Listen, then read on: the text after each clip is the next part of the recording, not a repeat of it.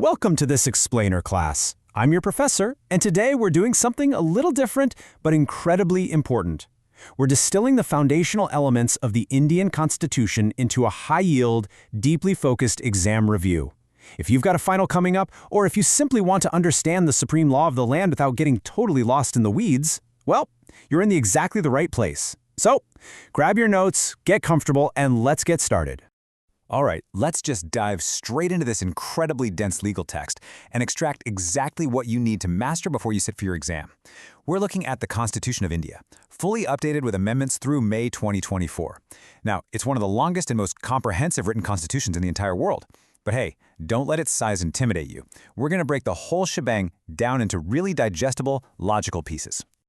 Here's our syllabus for today's session. We'll start with the foundations of the Constitution, move into Part 3 on fundamental rights, then Part 4 on directive principles.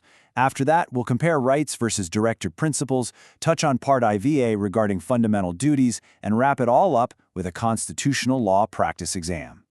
Okay, Section 1, Foundations of the Constitution, where we're setting our legal baseline. Before we can even think about arguing rights in an exam essay, we absolutely must define the basic terminology that appears on pretty much every single test paper. And the first term you've got to define is the state. According to Article 12, this isn't just the central government in New Delhi. No, it includes the government and parliament of India, the government and legislature of each individual state, and all local or other authorities within India's territory. So the crucial takeaway here is that when the Constitution restricts the actions of the state to protect your rights, it applies incredibly broadly. It protects you from the national parliament all the way down to your local village panchayat or municipal corporation. Next up, we have Article 13, which defines law. And just notice how expansive this list is. Ordinances, orders, bylaws, rules, regulations, notifications, and even customs or usages having the force of law. This brilliantly illustrates a core constitutional safeguard. If literally any of these types of laws are inconsistent with your fundamental rights, they are considered void to the extent of that inconsistency. The state can't just bypass your rights by simply calling a law a notification or a bylaw. It doesn't work that way. Moving right along to Section 2, Part 3, Your Fundamental Rights. Now that we know exactly who the state is and what a law is, let's move to the substantive law that protects you, the individual. Within Part 3, Article 19 is an absolute heavyweight. It guarantees the right to freedom. Listen, if you remember only one thing from Article 19 for your exam, make it this specific list of 6 guaranteed freedoms. You've got the right to free speech, to assemble peaceably without arms, to form associations, which notably includes cooperative societies, to move freely, to reside anywhere in India, and to practice any profession. But, and here is a massive exam tip, be very mindful that these are not absolute. They're all subject to reasonable restrictions by the state in the interest of public order, decency, or morality. Now, having rights is practically useless if you can't enforce them, right? Enter Article 32. This guarantees your right to move the Supreme Court directly to enforce your Part 3 rights. And you do this using 5 specific types of writs. We have habeas corpus to produce a detained body, mandamus to command a public duty, prohibition to stop a lower court, quoranto to challenge a public office holder, and certiorari to quash a lower court's order. Honestly, memorize these 5 writs. They are pretty much guaranteed points on any constitutional law test. All right, Section 3, Part IV, the Directive Principles of State Policy. Moving on from your individual, enforceable rights, let's shift gears and look at the obligations placed upon the government itself.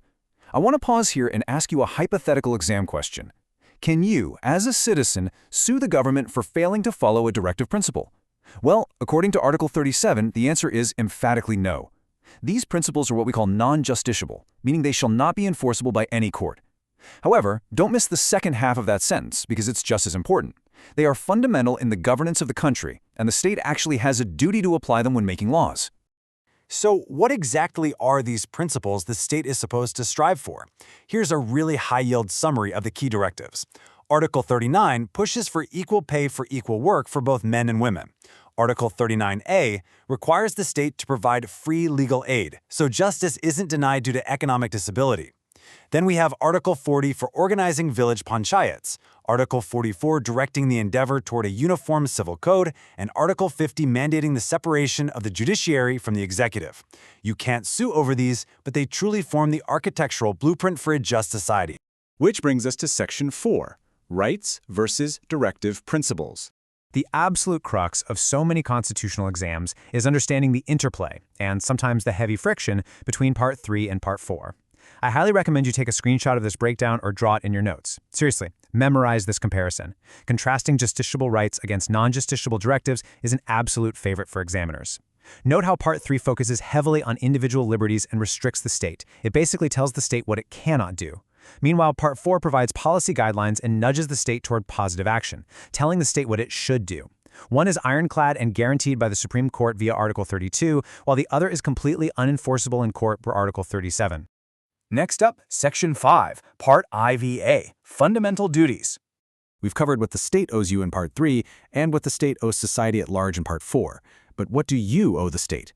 Added to the Constitution a bit later under Part 4A, Article 51A, outlines specific civic obligations. It really shifts the focus from individual entitlement to collective responsibility.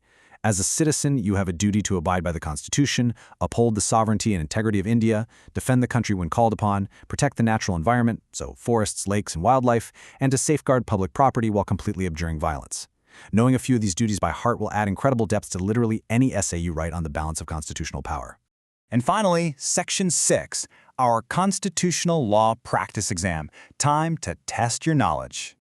All right, class, books closed. We've reviewed the foundational definitions, the rights, the directives, and the duties. It's time to put you in the hot seat with a rapid-fire practice exam. Let's see how well you've absorbed this material. Here's your first question. Under which specific article is a person protected from being deprived of their life or personal liberty except according to procedure established by law? Think about it and lock in your answer. If you guessed Article 21, you got it. Give yourself a point. This single sentence is perhaps the most heavily litigated and expansively interpreted provision in the entire document. The Supreme Court has read the right to privacy, the right to clean air, and even the right to a speedy trial all into those two little words, life and liberty. Let's keep this momentum going. Here's your second Socratic interruption. Article 15 explicitly prohibits discrimination by the state. But my question to you is, list the exact grounds of prohibited discrimination mentioned in the text of Article 15. Think carefully here, because examiners absolutely love to test your memory on the exact wording. All right, here's the answer. Did you get all 5? Religion, race, caste, sex, and place of birth. But here's the real secret to completely acing this question. You absolutely must remember that word only right before the list. Article 15 says the state shall not discriminate on grounds only of religion, race, caste, sex, or place of birth. That precision is exactly what gets tested, because it means discrimination on other grounds, or a combination of these grounds with other factors like, say, educational qualifications, might actually be constitutionally permissible. Finally, I want to leave you with this synthesis question to really chew on. If fundamental rights demand strict enforcement, but fundamental duties are completely non-justiciable, how does a democratic republic practically balance individual liberty with national integrity? I want you to ponder that complex balance as you study these concepts for your final. The tension between those two ideas is literally the beating heart of constitutional law. So keep this framework in mind, trust your preparation, and I know you're going to crush your exam. And with that, class, court is dismissed.